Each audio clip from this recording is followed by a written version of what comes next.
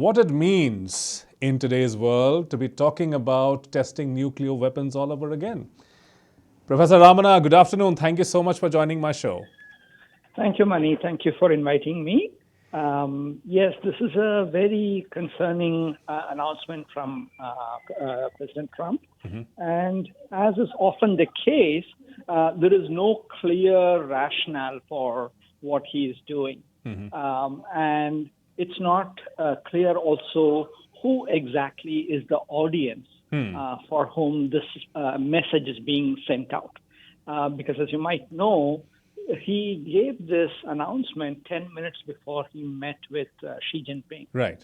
And so and he was going there to negotiate a trade treaty. Yes. So trying to talk now about nuclear weapons seems very, very strange. But be that as it may, once he has made a statement of this sort, then one would expect that within the United States there are going to be constituencies who are going to try and push for nuclear weapons testing. And that would be a very dangerous development. It's like undoing decades of conversations and incremental changes that have come around. When I was a child, I remember NPT used to be a big thing, right? And India was not a signatory, therefore there were so many concerns raised about India's potential to do damage in the long term. Then came CTBT and India refused to sign it again. But even though China, Russia and United States have signed it, they have not ratified the treaty yet. Probably they left a window of opportunity to be exploited in the future. I don't know, that may have been the rationale, or people probably thought, or these countries probably thought that that would somehow limit their options. But you have been dealing with even civilian use of nuclear energy, and you know that there are tremendous risks that are associated with it. Here we are not even talking about we are straight away talking about weapons of war. So what is the need for having, already you have such a huge stockpile, and what is the need of having a more nuclear weapons when the last time there was a nuclear test by the Soviet Union was in 1990? China tested its last device in 1996. India has not tested after 1998, and I don't think even Pakistan has after that Chagai Hills episode. So there has been so much quiet on that nuclear front across the globe. So why now? Yeah. So one possible explanation there are two things I have to say. One is that there is an ongoing arms race at this point, and different countries are trying to do various things in order to make themselves more capable of waging war with different kinds of weapons. These are typically not nuclear weapons. These are more conventional weapons. But there is sort of a race going on in general. And one possible explanation is that Trump was just pushing this race further by talking about revamping nuclear weapons and developing new kinds of nuclear weapons. So that is one possible explanation. The other is Russia under Putin has been also trying to establish itself as a global power. Obviously, its status as a military power has taken a beating, given its inability to invade Ukraine successfully. And so, as part of that, we have heard statements from Putin saying that they have these new nuclear powered cruise missiles that can travel long distances. And Trump might just have got confused and thinking that this is actually a nuclear weapon. We don't know. Right? That would be terrible if that is true. Right. Confusing technology exactly, like that. Yeah. Exactly.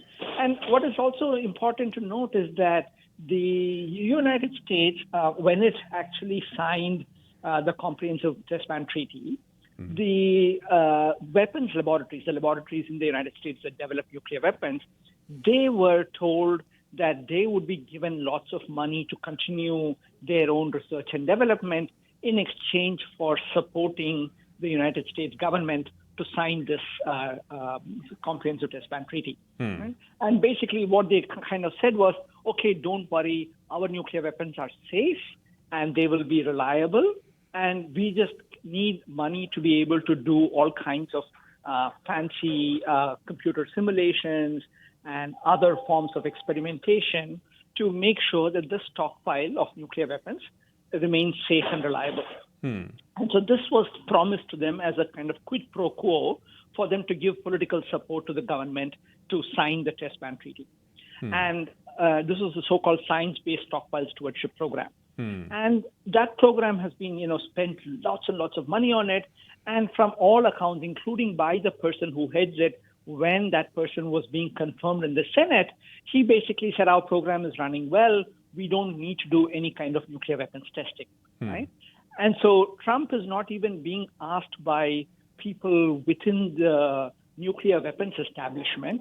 So, of course, they'll be quite happy to do testing because testing usually means there's more money for them, Right. it's more prestige for them, and, somebody who's the leader of the particular test will get a little bit of a extra, professional advancement, right? Saying, oh, I have now conducted this first nuclear test after so many decades and so on and so forth. So there's a lot of, political benefits that some of these people are going to get.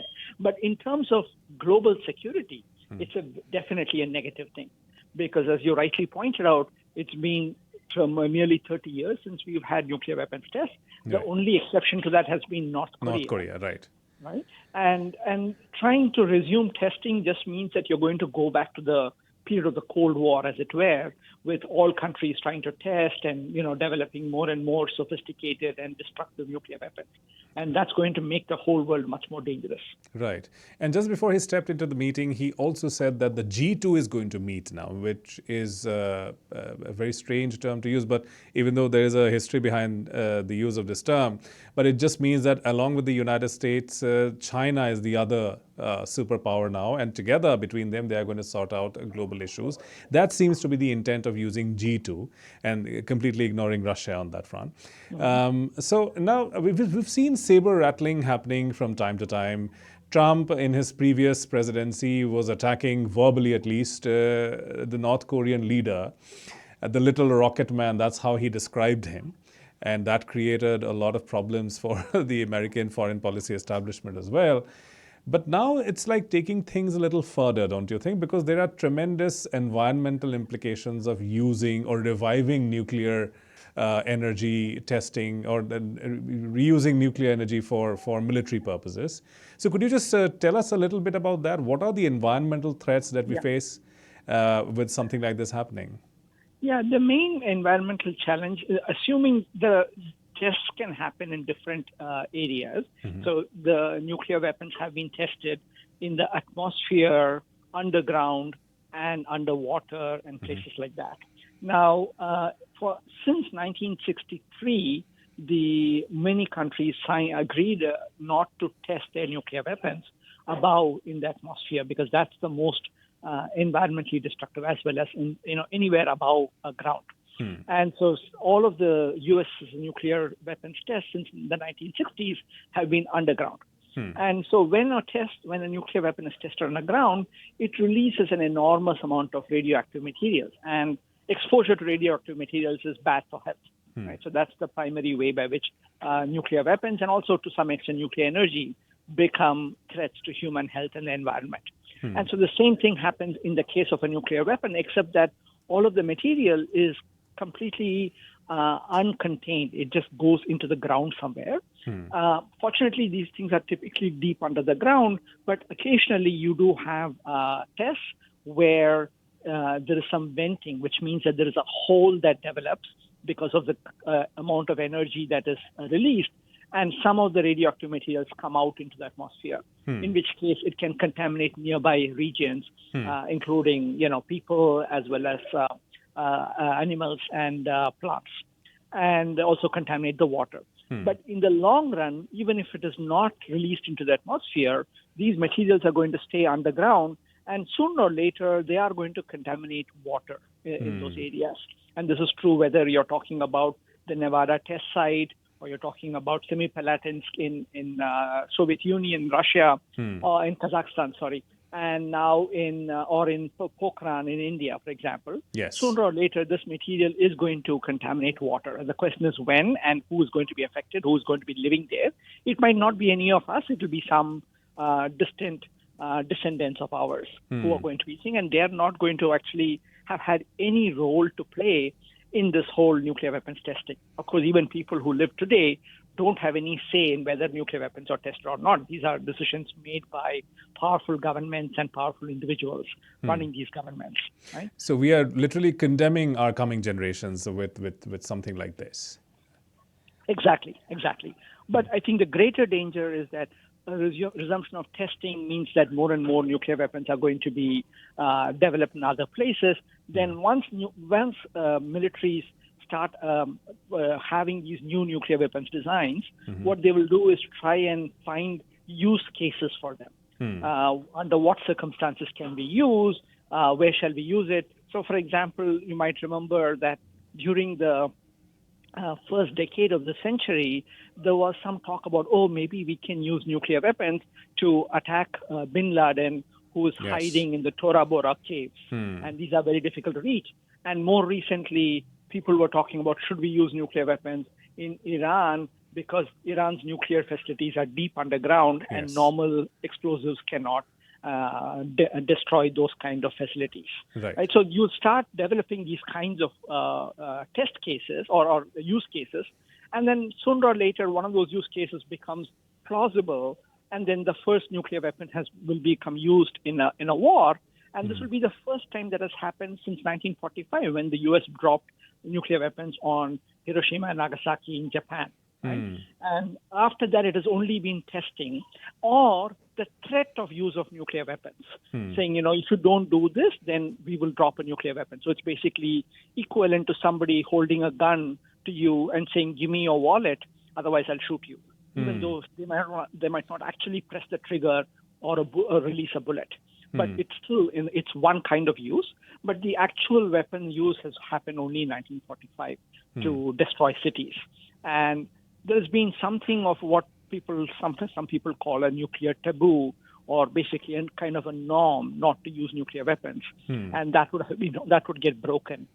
Right. We have always imagined that it's only leaders of failed states who use the nuclear option, or at least talk about it. We have seen Putin threaten the use of nuclear weapons during this conflict with Ukraine, especially when NATO countries were getting active. He used that threat that I'm not averse to using that option as well. Right. And without any provocation, saying something like that was quite escalatory in nature.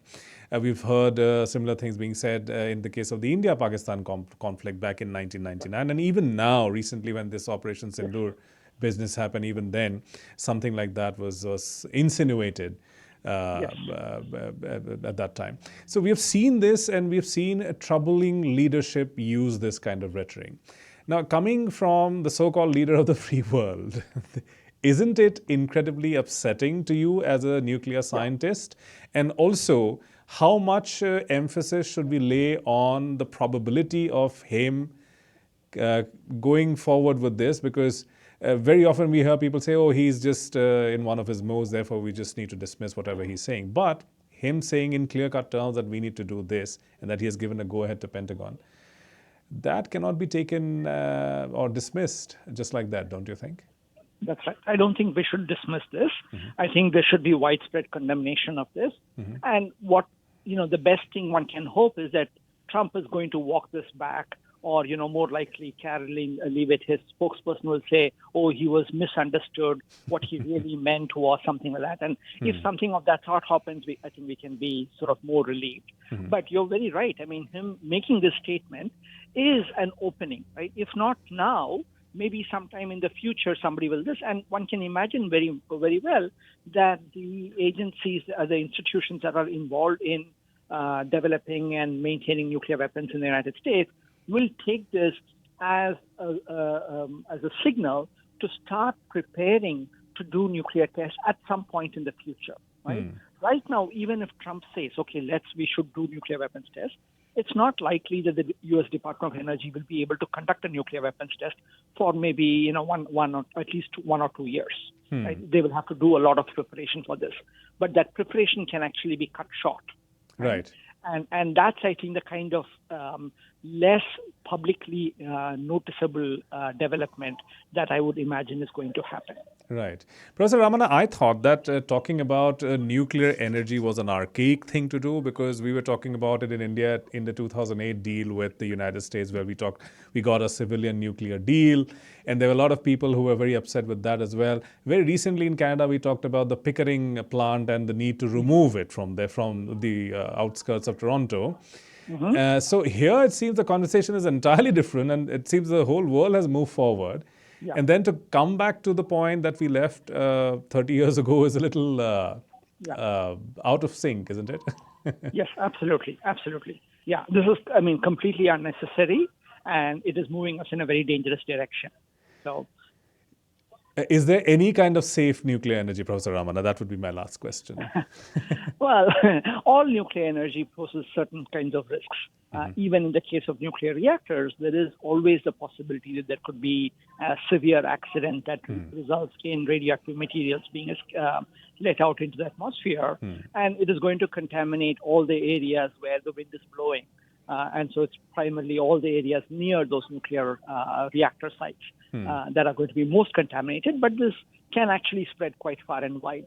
And so in that sense, there is no such thing as safe nuclear energy. But that whole discussion in a way is also moot in that today nuclear energy is among the most expensive ways of generating electricity. So, and there are much cheaper ways of generating electricity using solar and wind and so on, that it is absolutely it's financially unviable, or it's going to be bad for the customers, whether it's in Ontario or wherever else they're going to be developing nuclear reactors, because they are the ones who are going to have to pay the price. And of course, there's also all these projects are typically supported by huge government subsidies and grants, and so it's also the taxpayer who's going to be paying for these things. Professor M.V. Ramana, thank you so much for speaking with us this afternoon. We really appreciate your time. Thank you very much. My pleasure. Thank you. Bye-bye. Bye.